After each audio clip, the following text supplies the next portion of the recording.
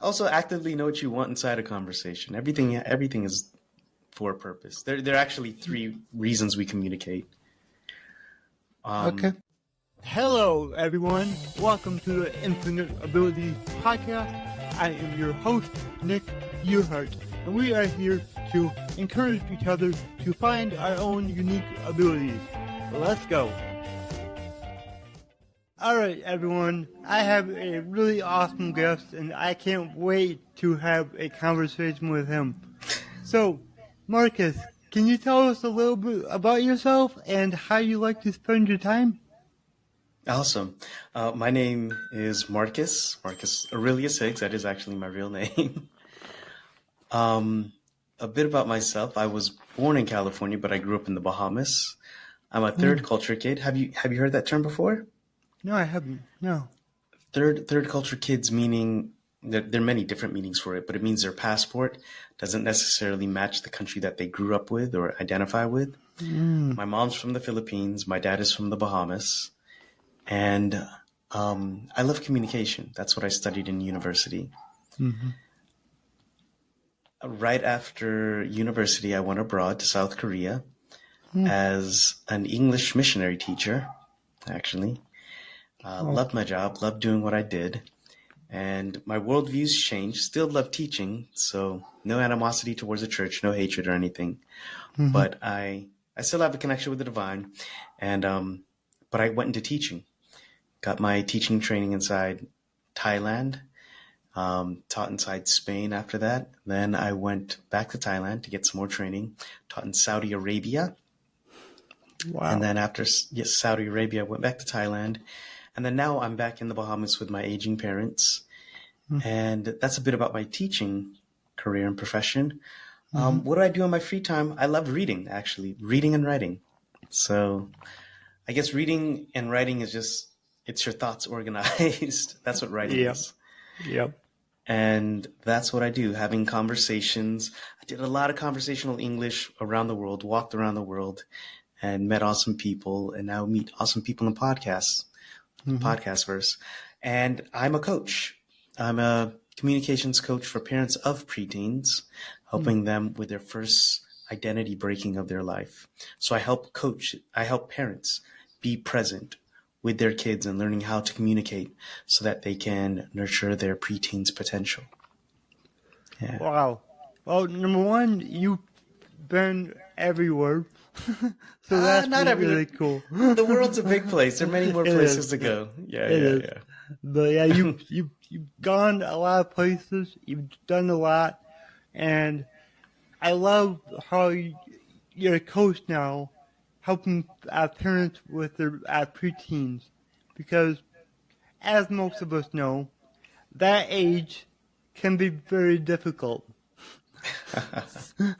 So, what would be like one bit of advice that you would give a parent at that stage when they're just having trouble, because, preteens, they can kind of be a little fussy and, they can just storm off and ignore you.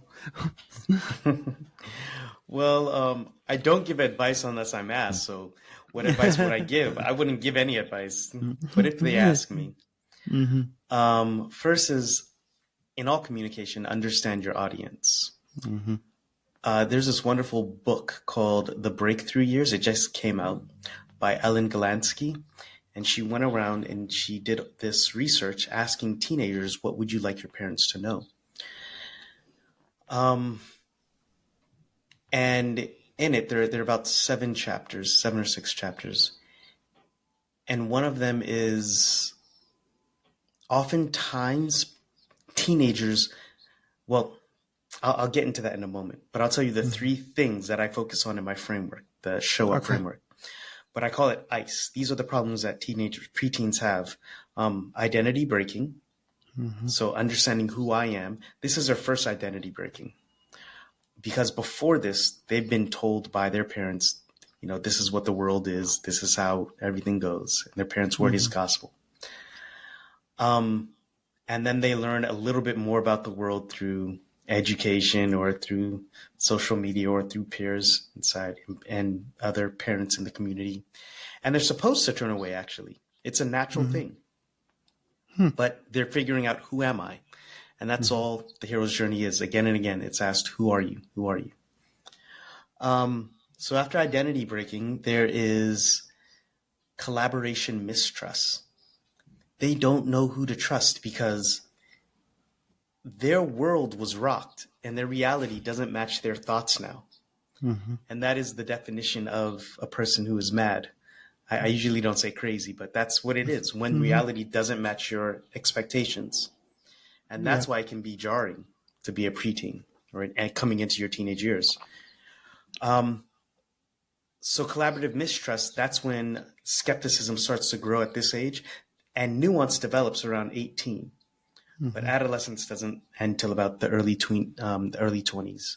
But that's why they're skeptical. They don't know who to trust, and they feel judged by everything because they're not doing it right. And oftentimes we put adult expectations on them. Yeah. The third thing is emotional management. Emotions do 5 things, and 2 of those things are, they tell us how we feel in our progression towards what we want. Every character has a desire that they're moving towards. Our emotions are a reflection of how we're moving towards them or how we're not. And our emotions also give us a subjective well-being, or they're telling us how we feel about our well-being, right? And when you're able to know yourself of how you're feeling in here, having emotional vocabulary, you can better manage the world, getting what you want, what you don't want, and, collaborating with others. But if you're just starting this game of emotions, like you don't have any experience with that yet. So that's the next big challenge. So those three things, ICE. The advice I would give parents: know your audience. That's the advice you give any communicator.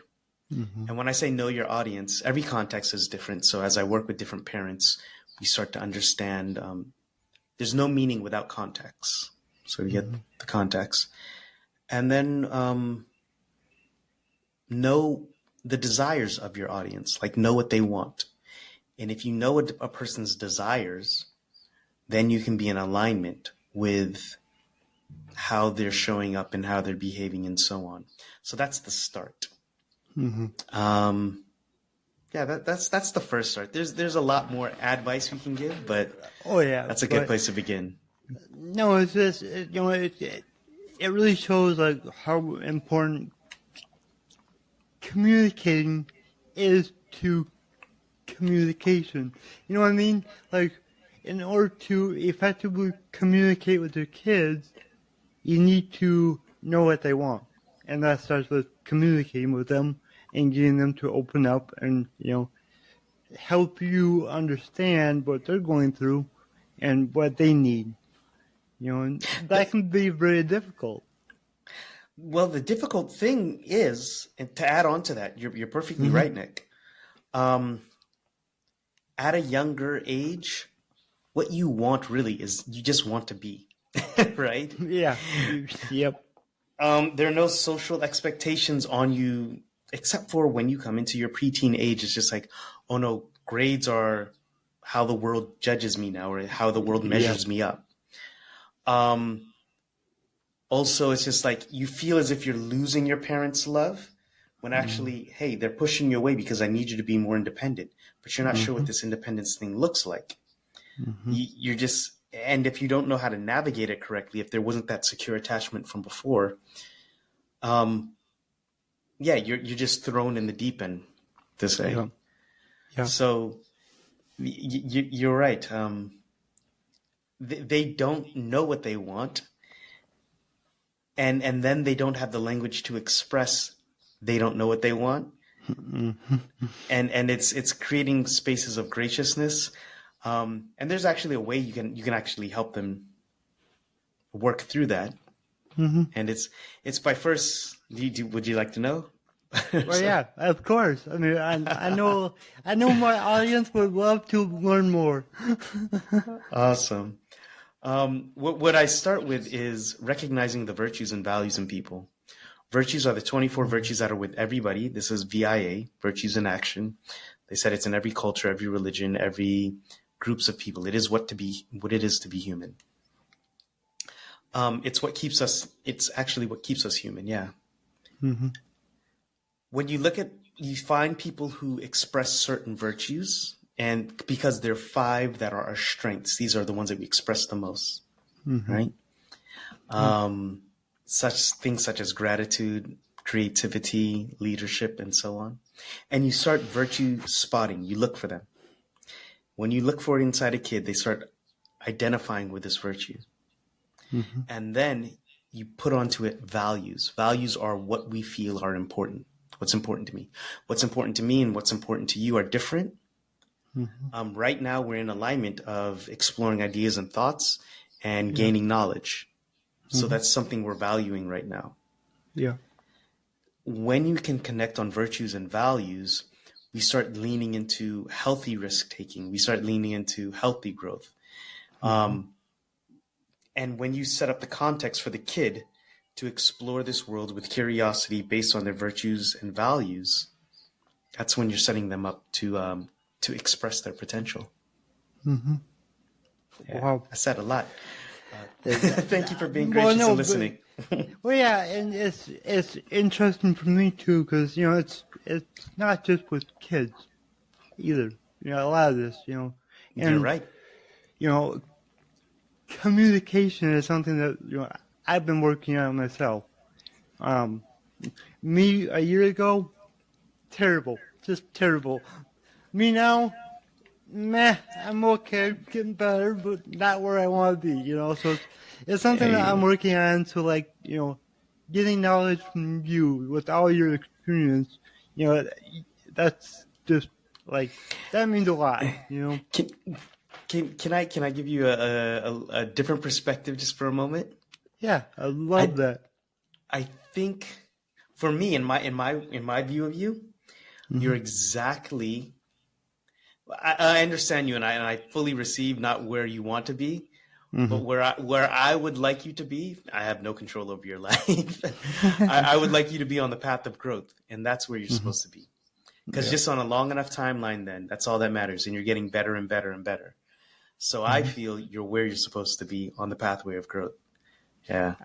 I agree with that. And a lot of things are like that in life. It's just as long as you're on the right path, that's what matters. So, I may not be where I want to be, but I'm happy with where I'm at. Hey, and So and you're expanding into the next form of Nick. exactly. And the one thing that I'm focused on more right now than anything else is active listening. Hey. Don't listen to respond, listen to understand. Hmm. What are your thoughts on that? You got any thoughts on that? Yes, and actively listen. And to actively listen, I would go over a framework with my students when I had them is thoughts, questions, and epiphanies. Right? So you're actively listening and you're seeking to understand. In doing so, you're saying, oh, the person is thinking this, the person is thinking this. I wonder, and then you fill in, right? Mm-hmm. Because now you're dancing with their thoughts. That's what a conversation is. Conversare. Versare means to turn, con means with. So you're turning with their thoughts, and you're noticing their thoughts, and then you're starting to actively wonder about their thoughts. And epiphanies are new thoughts that you didn't have before, but now you're having them because you're having this moment. Mm-hmm. And this is actually what critical Wow. thinking is. Mm-hmm. So listen to understand. There are going to be some things you don't understand. And when you don't, then that's where you interject with a question to be curious, Mm-hmm. or you build upon. And yeah, active listening, that is actually key. to communicating. Yeah. Mm-hmm. Wow. That was amazing. And, it's things like that, like, you don't realize, but it's Tell like, me about that. so, like, I didn't realize, like, when you're having a conversation, you're listening, but then you couldn't ask questions yourself, but a lot of times you don't even realize it. And then, but I think we all understand, like, when you don't understand, you kind of get stuck on it. And, like, for me, what happens to me is, like, if I don't understand, I think about that, and then whatever the person says after that point is kind of gone. That's what happens to me a lot. So I'm trying to focus, don't do it, just let it go, figure it out later, But my brother, who's a mathematician, he said the beautiful thing about math is for every one thing you learn, you realize there are 10 things you don't know. So your ignorance is exponentially growing.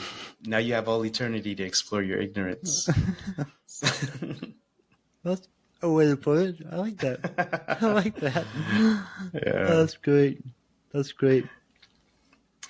Yeah, so actively listen, and then also actively know what you want inside a conversation. Everything is for a purpose. There are actually 3 reasons we communicate. Okay. And this comes from Charles Duhigg's new book, Super Communicators. Mm-hmm. The first reason is just for an exchange of information. Like, I want this, you want that, and let's get this information over. The other one is for emotional connection. So you remember that skit where that woman has a nail in her head and she's talking to her boyfriend about, I don't know why I have a headache. And he's like, it's probably because you have a nail in your head. Yeah. But they're not looking for the solution. They're looking to emote or share their emotions. Yeah. Mm-hmm. Mm-hmm. And then the third one, quite honestly, I have to look it up again. But I think it is, for social connection. They're just, that is the empty conversation of, how's the weather? Yeah. And small talk and so on. Yeah. But when you know the purpose of the conversation, you can then actually be in alignment. And that's where clearer communication happens, when we're in alignment towards a purpose. Mm-hmm. Yeah. Wow. And that's so important, because like right now, me and you could just be rambling on about random stuff, but no, we're actually, learning from each other and communicating, and it's really, really awesome. Yeah. And with the audience in mind, right? So at the end of this conversation, I want them to understand more, how to communicate with not only people, with themselves and with their preteens. Yeah, exactly. You just have so much to offer. Your knowledge is just incredible, and I would like my audience to know how they can get a hold of you and what you can offer them to help them. Awesome. Now these days I'm mostly on LinkedIn, posting there, and I do have a workshop. It's called Mapping Out Your Family's Virtues and Values, working first from the identity of the family to create a culture is people like us do things like this. Mm-hmm. And seeing what's important for your family so that as your child starts to form their own identity, they feel a part of it, but they also can feel as their own self. And then you're starting long-term conversations based on their virtues and values. But that's the first part of a longer 2-month program I have called the Show Up Framework. And the Show Up Framework, you can reach out to me and I can share it with you. I'm writing a book now actually about it. But it's start with a strong character identity, hold space for collaboration, talking about that, open up communication, and then W is wonder and explore this world together. That's where we do projects and we bring their virtues and values to the projects, project-based learning. Yeah. And then up is unveil your potential. So as we go over 2 months of going through this program, and then you have a year-long coaching process back and forth to have check-ins, basically. Mm-hmm. So if they want to work together, they can reach out.